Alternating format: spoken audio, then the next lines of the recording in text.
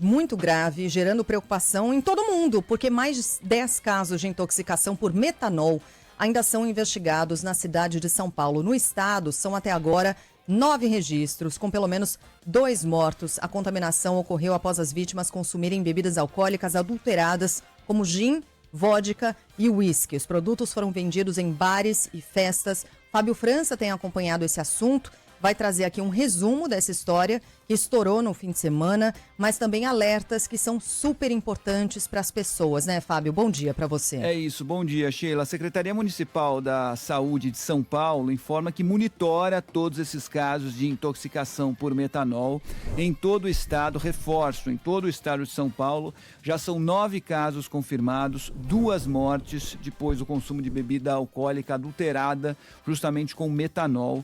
A principal dificuldade é identificar a presença do metanol que, quando misturado com a bebida, pode parecer inclusive adocicado e normalmente é misturado com bebida que já contém outros ingredientes que também são doces, né? Eu conversava com o médico ontem, ele falava justamente sobre isso, a difícil identificação por parte do consumidor, porque ele praticamente não tem cheiro, não muda o cheiro da bebida, ele praticamente não tem gosto, se tiver é um doce, um leve gosto adocicado para quem está acostumado a beber, então vai ficar difícil a identificação, isso é muito complicado. E pior ainda, nas primeiras horas os sintomas são parecidos com a embriaguez normal de quem bebe eventualmente. Super Dor difícil, de cabeça, então, de identificar, né? náuseas, muito difícil.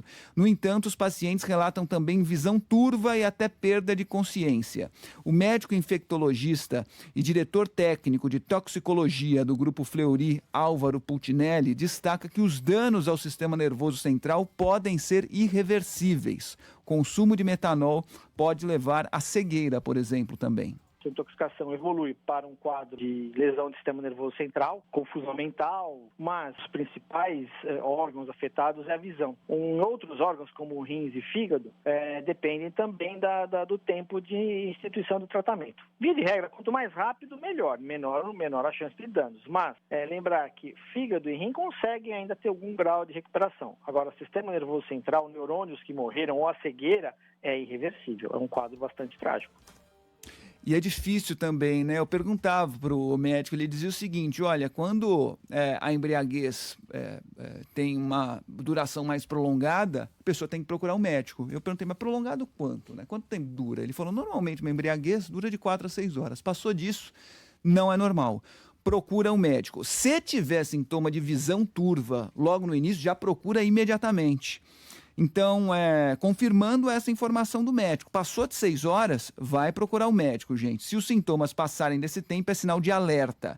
No entanto, no caso de alteração visual, a recomendação, como eu disse, é buscar atendimento imediato.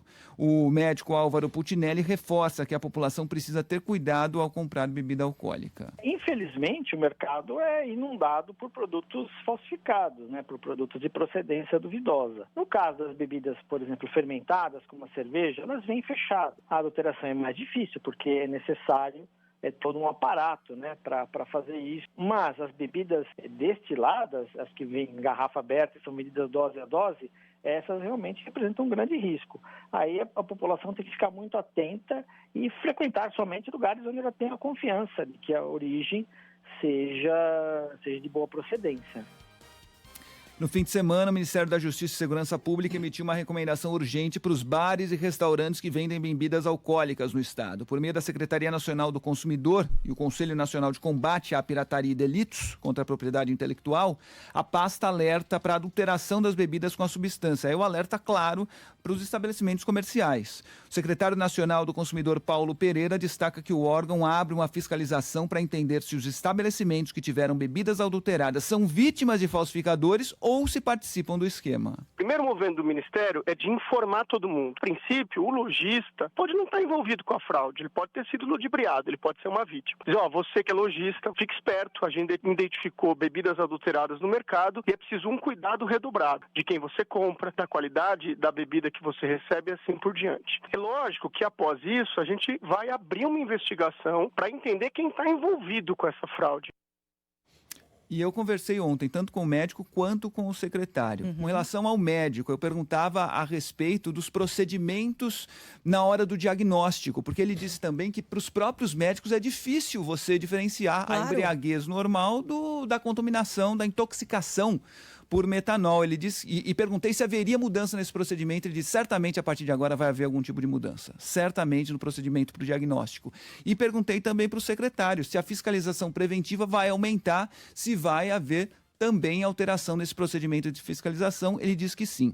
O objetivo é impedir que a bebida adulterada chegue ao consumidor. Claro, o texto do Ministério da Justiça reforça a importância de uma ação integrada entre o governo, o setor privado e a sociedade também. Valeu, Fábio. Aliás, uma das vítimas relatou em entrevista exclusiva à Band que os sintomas começaram a surgir no dia seguinte à ingestão de bebida num bar da Zona Sul de São Paulo. E aí, uma semana depois, após vários dias na UTI e sessões de hemodiálise, Radharani Dazi Domingos continua internada e sem enxergar. Eu fiquei 72 horas em coma induzido na UTI, não estou enxergando nada, eu estou num breu completo. Então, tomem cuidado para quando vocês pensarem em ir num lugar, seja de muita confiança. Ontem, a Associação Brasileira de Combate à Falsificação disse suspeitar que o metanol usado nas bebidas esteja ligado a um esquema ilegal do PCC. O produto era utilizado pela facção criminosa para adulterar a gasolina e do etanol vendidos em postos utilizados para a lavagem de dinheiro. E a gente comentava aqui, claro, a orientação específica para os estabelecimentos que fornecem as bebidas, né, de identificarem exatamente qual é a procedência dessas bebidas. Agora, para o consumidor fica muito, muito difícil, porque a bebida ela já vem preparada, né? Já vem a mistura ali de um drink, por exemplo, já vem no copo.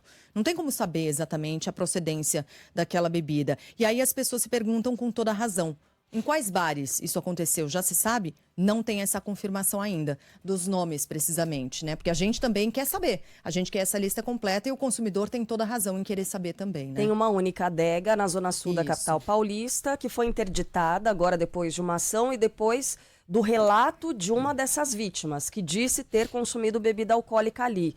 Mas ainda não há a confirmação de que de fato, bebida adulterada esteja sendo vendida naquele local. Então, em lugar nenhum dá para saber.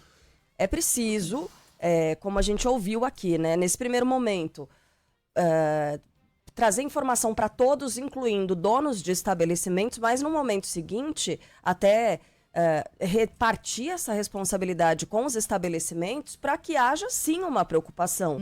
Não estou dizendo que não haja uma preocupação de donos de bares e restaurantes. Agora eles estão, imagino que muito preocupados, desesperados, porque tem sim essa preocupação com a saúde dos clientes. Mas num próximo momento, essa fiscalização vai ter que ser ainda mais rígida, porque sim é responsabilidade dessas pessoas, desses comerciantes. A partir do momento em que se sabe que isso está acontecendo, ter uma rigidez ainda maior na hora de escolher o seu fornecedor, né? Saber exatamente de onde vem a sua bebida, porque você pode estar servindo veneno para o seu cliente. É veneno mesmo. Eu não sei o quanto eu consigo falar aqui, mas o Brasil tem um histórico de mortes de pessoas que beberam bebida adulterada com etanol. O primeiro caso conhecido foi em 90, na Bahia, em 2 cidades, Serrinha e Lamarão. 13 pessoas morreram.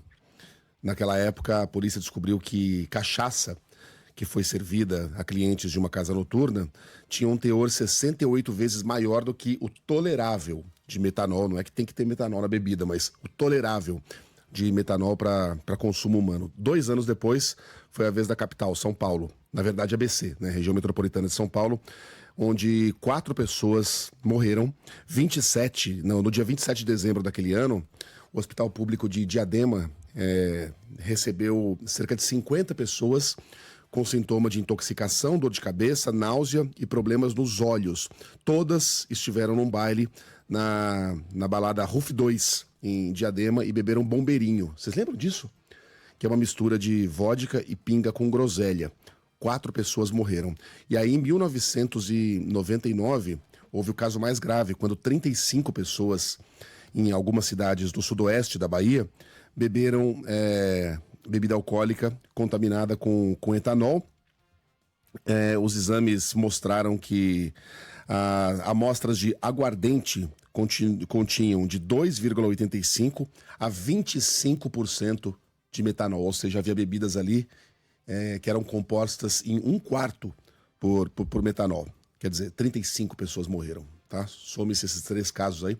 Estamos falando de mais de 50 pessoas que perderam a vida devido a este escândalo que acontece agora de novo. O Eduardo é de Salvador, ele está se lembrando disso em Santo Amaro, na Bahia. Aconteceu e ele está lembrando que, na época, a investigação apontava para o fato de os tanques usados para armazenar bebida... Isso. Eram originalmente usados para armazenar metanol. Exatamente. Não teve nada de descontaminação desses tanques e aí a bebida foi colocada ali e, obviamente, acabou sendo contaminada. Obrigada, Eduardo, pela sua mensagem. E tem gente assim com dificuldade até para acreditar no que está acontecendo. A moça da reportagem ficou cega. Eu acabei de responder para um ouvinte nosso. Sim.